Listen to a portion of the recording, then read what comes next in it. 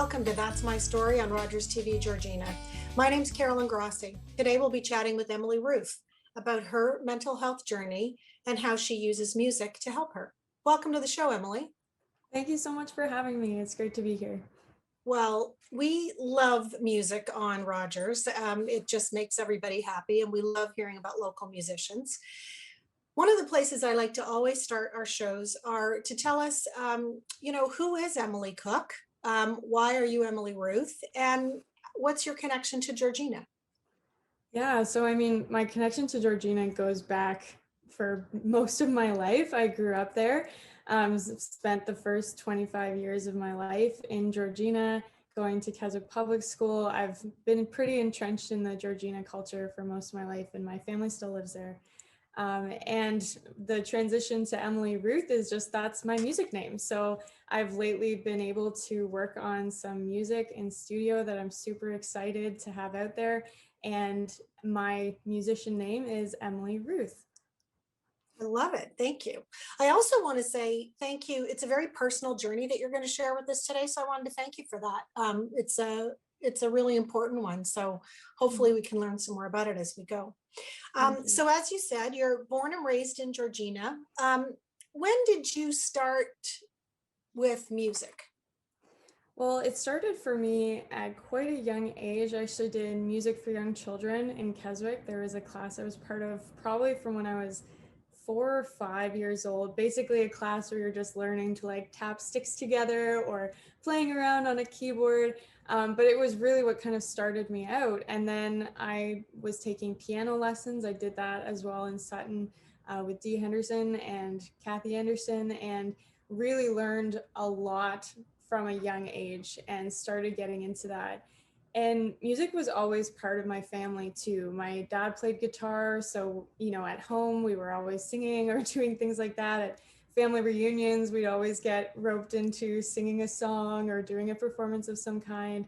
And that was all really fun for me. But I never really felt like I found my place in that. Like, I think performance was fun, sometimes really scary and caused a lot of nerves, but I never really felt like myself, I think, until I started writing my own music and performing that. When's the first time? So sorry, you said you started your music when you were really young. I think you also told me in one of our conversations you did a lot of music through your church as well. Is that right? Yes, yeah. My church was a huge influence on me being able to get out there musically. I started helping with piano and with vocals when I was in high school with the church worship team, and then into university. And even now, I still love to be part of the worship team at my church.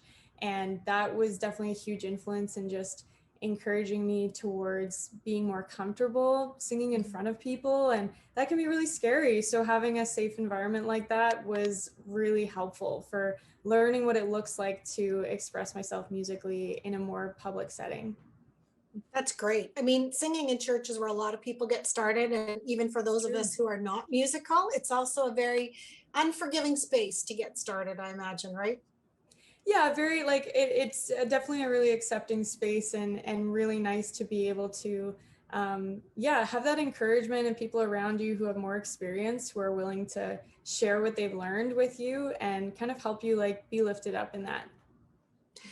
And you mentioned also your family's musical. I imagine that's a big help as well, right? Yeah, I'm really grateful for my parents instilling in us at a young age that music was important. I have two siblings, and we all did piano lessons from a young age. My parents, when they were able to, would take us to musicals in Toronto, or more local ones like at the Stephen Leacock Theatre or in Newmarket. And that really did play a big impact in music being an important part of my life, because I was surrounded by it in so many ways. And my parents really did tell us like, this is important, this is a good skill for you to learn. And so they were always very supportive of me learning new instruments, paying for piano lessons or vocal lessons when I was young. And I'm so grateful. Like, I wouldn't be where I am today if it wasn't for them and their love for music too. That's excellent. We're really lucky in Georgina. We have such a great musical group of people here that it's really Absolutely. great for us to see. Mhm. Um, when did you start, when did you first go into a singing competition? Tell me about that. So I think the first competition I was part of was actually Georgina Idol, Hmm. 2008. I was Hmm. so nervous. It was very new. I'd performed in front of other people before, but never in that kind of setting where people were giving you feedback and Right. like judging you, right? Like kind of filling out a form, like this is what she did well or not. And it was really crazy, but so good. Such an incredible experience to be mentored by like the coaches at that time, and to get that experience to like work with other musicians too, or other artists who were singing and kind of working on that skill.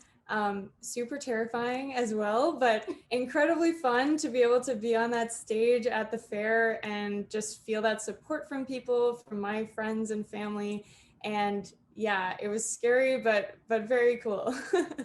That's great. We all really hope that, when the fair is able to open again, that that's something that continues. It was such a great starting point for so many local musicians, for sure. You did Absolutely. that 2 times, is that right? Were you in Georgina Idol twice? Did. Yeah, Yes, I went back for more. I came back in you got the bug. 2011. Yes, I got the bug. So I came back in 2011. I was, I think, much more confident in myself. Like looking back at those videos and photos, it's like, yeah, like I can see growth. Like I still kind of look back and I'm like, ooh, I could have sung better than that. You know, you're always most critical of yourself. But looking back at those two, I'm like, well, like look at how that little Emily grew. She grew up, Wow. you know, and learned so much in those couple of years in between those two competitions. And yeah, it was such a good experience to be part of. That's great. Now, did you do another local singing competition as well, or just Idol? So there was a competition I was part of, which actually happened more, I think it was 2 years ago now, which was Mhm. QP Factor. And so that's a competition that happens at Stephen Leacock Theater. And it's a fundraiser for the Sandgate Women's Shelter. And so I was introduced to that. My dad sent me a news clipping actually from the Advocate and was like, hey, you need to be part of this. Like, you need to do this. And at the time, I was like, oh, I don't know. But this was as I was starting to share some of my original music more Right. publicly. And so I was like, you know what? This might be a really neat opportunity to share one of these songs that I've been wanting to share with people. And I remember coming to the audition, being very, very nervous, having my guitar and performing my song Tainted. And just having this incredible response from the judges that were there in the room at the time, that they were like, that is really good, and we really want you to be on, you know, in this competition. And that year I actually came in second place, which was such an Wow. incredible thing, because at each Yeah. stage of the competition I did original music. So it was the first time that I really had that affirmation that like what I'm writing is impacting people, what I'm writing is actually good. Because it's one thing to be like in your own room with your friends or your family being like, you're so good, you did Yeah. so good. But it's a totally different experience to have people who are actually part of the industry, whether that's musical theater or they're singer songwriters as well, and having them say this actually is good was a huge thing for me to feel that like sense of confidence moving forward in my journey. And yeah, kind of moving forward from there, it was just such a big encouragement for me. And I did go back the next year as well. I was like, man, this was such a good experience. And I really loved getting to talk with the younger musicians in the green room before performing, encouraging Mhm. them, hearing their stories. It was just really great to be able to then kind of take the mentor role I felt other people had given me, and to be able to talk with them and encourage them. Yeah, and obviously such an amazing cause too. So it was Right. just great to be part of that. So just before we go to break, can you tell us about Sandgate and what happened with your singing after that competition? Yeah, so the first time I was part of QP Factor, the executive director at the time of Sandgate Women's Shelter came up to me after the performance in tears and just said, like, this song really spoke to me. I feel like it would really speak to the women that we care for through Sandgate.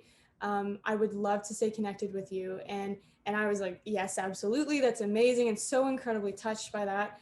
And so she reached out, and they had a Mother's Day event that year, and she invited me to come and perform the original songs I'd shared during the competition. And so I got to go and meet some of the women and perform those songs for them. And they were just so excited about it, and kept saying, like, where can we listen to this? Where can we find it? Are you on iTunes? And at that time, I hadn't even considered the idea of recording Right. anything. And that was really what kind of stoked that flame for me, of like wanting to have the music recorded somewhere so that people like these women who are so encouraged by the music would actually be able to find it and listen to it, and that I could share that with them, and they could have it even after I'm not performing for them. So it was a huge thing for me, and just yeah, a big encouragement. And I'm excited to be able to share that music with Sandgate now, and send them the code, or a link to be able to stream it and share it with the women that are in their care right now. That's really great. I love how you've stayed connected with that group as well. You told me that was a real turning point for you when you realized people wanted to hear your music. So you said, Yeah. I better make this available for people so that there's an Yes. opportunity for you to share it. And it must also mean that your message meant something to other people, right? Which was incredible. And I think that's something that's so beautiful about music, is that it can be an intensely personal thing for me that Mhm, also has an intensely personal impact on other people. And mhm. that's something I've really learned a lot about in the last few years as I've been doing this journey of recording and sharing my original music. And it's been amazing to see what that looks like, to see the things I've experienced, the pain I've gone through, the hope I've found, to be able to actually impact people who are also experiencing pain, also struggling through things, to also experience hope. It's just, yeah, it's been an amazing experience. That's awesome. So we're going to take a quick break. And when we come back, we're going to talk a bit about your journey and how your music is helping you, and more about how we can learn about your music going forward and what's going to happen with your music in the near future. Great, sounds good. Okay, we'll be right back.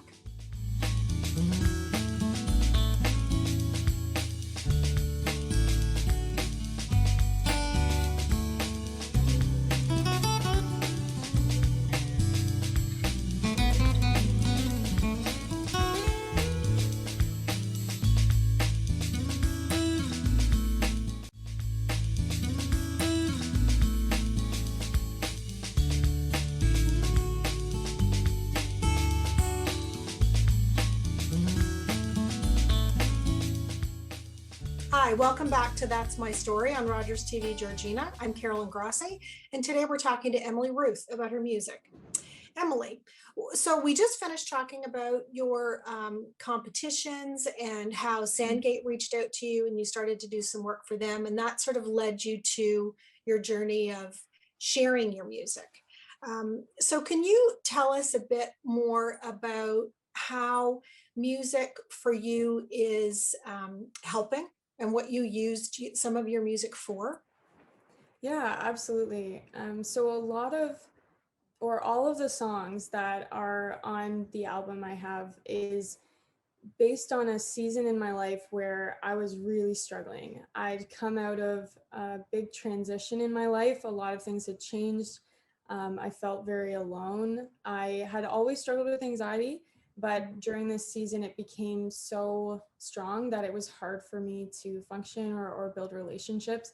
And it led into kind of a spiral of depression and anxiety and struggle. And so in this season, I started turning to songwriting to just express what I was going through. I Mhm. felt like there wasn't a lot of music out there that kind of put words to what I was feeling and what I was going through. And for me, my faith is a huge part of my life. It's a major comfort, and kind of where I draw my strength from. And during that season, I didn't find a lot of Christian music out there specifically that spoke to what it looks like to kind of be in that struggle, and Mhm. not to have it resolve right away. Like, not to, yeah, kind of be able to express that. And then it's like, okay, it's all fine now. It wasn't fine. I was struggling for months. And so um, I started using songwriting as a way to express my hurt, my pain, almost as like prayers to God in that space of just like, where are you? Do you care about me? Like, what's going on here? When am I going to get out of this? And it kind of created this space for me where I could experience some relief from what I was going through when I wrote it out in song. It was like a cathartic experience.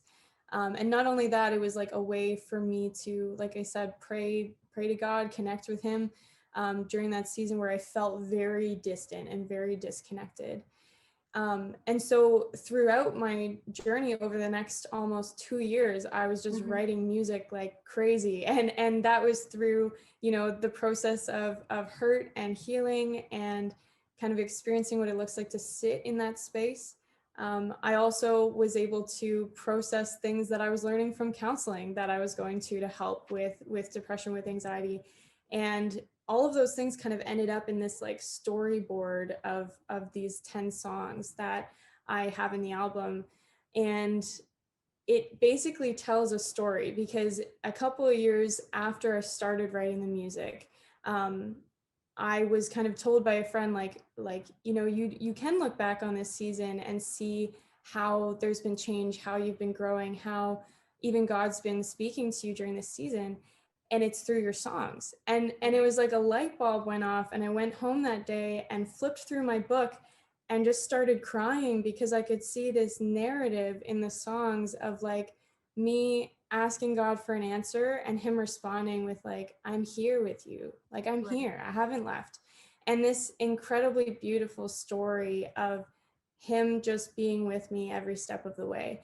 And that's where I initially got the idea of sharing some of these songs more publicly, of sharing them in kind of a 10 song grouping as Right. well.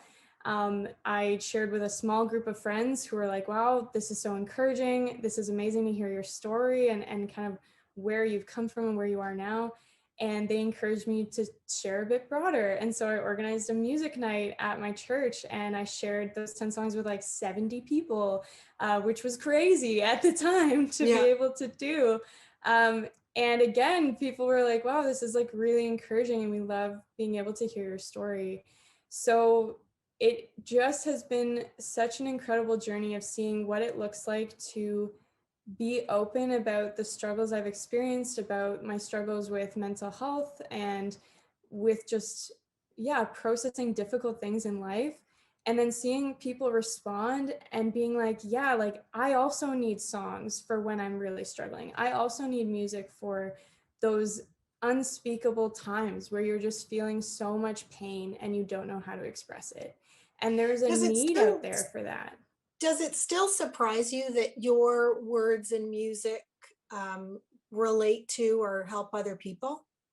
Yes, very much so, Yeah. very much so. And I think that stopped me from sharing a lot of the music when I was originally writing it Mhm. because it felt like this is so personal. Right. Why would anybody else care? Like why would it matter to anybody else? And then, I had one of my roommates at the time has been an incredible encouragement. She's my best friend and I started sharing songs with her and that Mhm. kind of opened my eyes to the possibility that people could actually be impacted by this music. That was a huge kind of turning point for me as well, that she would respond to those songs in tears and be like, I needed to hear that today. Right. Or, I needed to understand that concept. And it was just like so encouraging to think, wow. And yeah, like you said, am I still surprised? I am so surprised every time like I share a song publicly and people are like, wow, that like I really needed that. I'm like, oh wow, okay, well that's great. Like I'm glad. And I think like it's been a learning experience for me to grow in confidence, to feel like there is something worthwhile in the music I'm writing, in the words I'm Mhm. writing, that is worth other people hearing and seeing that story. And yeah, it's been a crazy kind of humbling experience while also like growing in confidence. It's also been Right. incredibly humbling to just be like, yeah, like, these songs have been inspired by my faith. And I think that's why it seems to be like something that people relate to. And I'm so glad that I get to be part of that story for people. It's just really incredible. It's pretty great. I mean, when you think about it, we all have music that we love, and different music does different things to us, brings out different emotions. And so I think it's really great that you've been able to write things that other people can relate to. Because you describe yourself as having high functioning anxiety. Is that right? Yes, yeah. So I mean, anxiety looks different for every person. Sure. And so I never kind of, when I'm sharing about my anxiety, when I share Right. about kind of my struggles, I never kind of blanket it as like, this is what this is. No. But yeah, for me, anxiety is something that I deal with on a regular, everyday basis. It's kind of always there. Yeah. And it's just learning what it looks like to cope with that and to see it actually as more of a friend than anything, because it kind of signifies to me something's not right. Like that's usually what I know, like I'm giving too much weight to something that shouldn't have that weight, or I'm not finding my identity where it should be found. Hmm. And so I've really done a lot of work to be able to see it that way and to not Right. be afraid of it or ashamed of it. And I love being able to share that with people and share that story, so that they also know they're not alone in that, and that it's not wrong to experience fears or anxieties or worries. This is like, yeah, this is a struggle that many people have on a regular Right. basis. And yeah. Mhm. So, speaking of sharing, how does somebody make an album? Well, it depends. There's so many ways to do it these How days. does Emily make an album? How does Emily make it? Yeah. Yeah. So for me, what this looked like was I decided I wanted to do it professionally, which Hmm. means in a studio with professional musicians. So a lot of people can do this from home, or they can record it in their local church or different things. For Right. me personally, I decided to do that journey, and I have had such a good experience with that. I've worked with Brandon Perro in North York at Inception Studios, Right. and they are just amazing. I have worked with some incredible musicians who played on the album, who inspired me with their stories and who really encouraged me as well, through that recording process, where they were just like, hey, like we're here to like make your song like the best it can be. That's why we're Right. here.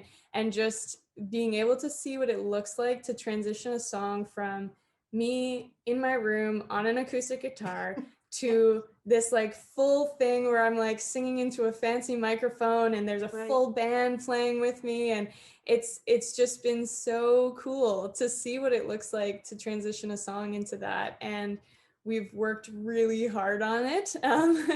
And I'm just so excited now that it's out there, and it's amazing to again just hear what it looks like to work with musicians. Like I think there's a lot you can do with online instruments and things like that, but Yeah. I just think that nothing beats like having a physical musician in the room who is incredibly skilled at their craft, who is then taking their knowledge and making your song the best it can be. There's just something so incredible about that. So it was a long process over 2 years, Wow. working with musicians, working in the studio, recording, editing different components. It's a lot of work, and it feels so good to be like getting to the end of it, and yeah, being able to share my music. Wow. Well, we can really tell by the way you're talking about it. You light up. So it's obviously lifting you up, which is really great. And we're all looking forward to hearing it. I just want to say that we are taping this show in the winter. And your one song has just been released, and we're looking forward to your album coming out in the summer. So Yes. depending on when this is played, it may be out already, or people may be looking for it. We are going to include all of your social media contact information on here as well, so people can look for you online and follow the rest of your journey, as we are going to be really excited to do for sure. That's Thank you really so good. much. Thank you. What's next? I mean, I know it's COVID right now. Everything's still relatively shut down. Um, we're really looking forward to seeing Emily perform in person too, which we hope you would love to do as well, right? Absolutely, yes. And hopefully that will happen.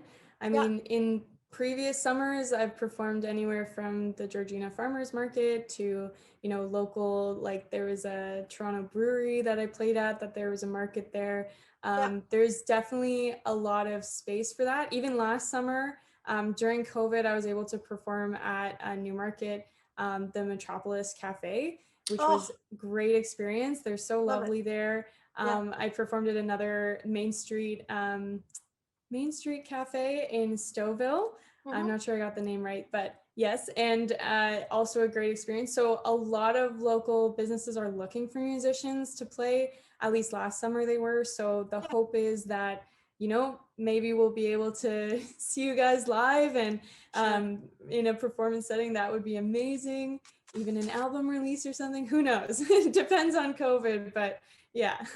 Well, certainly, I think a lot of COVID and staying inside has made us miss music and miss live performances. So I'm sure when we're able to, everybody's going to run and come and listen, and that's good. But we really want to thank you today for sharing your journey with us. As you said, the discussions around mental health, I love that they've become mainstream, and we just love hearing stories about local talent and how they're using some of their musical talents to help themselves. So we really want to thank you for sharing that with us. And for joining us on Rogers TV, Georgina. It's great to meet you and great to learn about it. So thanks for joining us on Rogers. Thank you so much for having me. It's been great.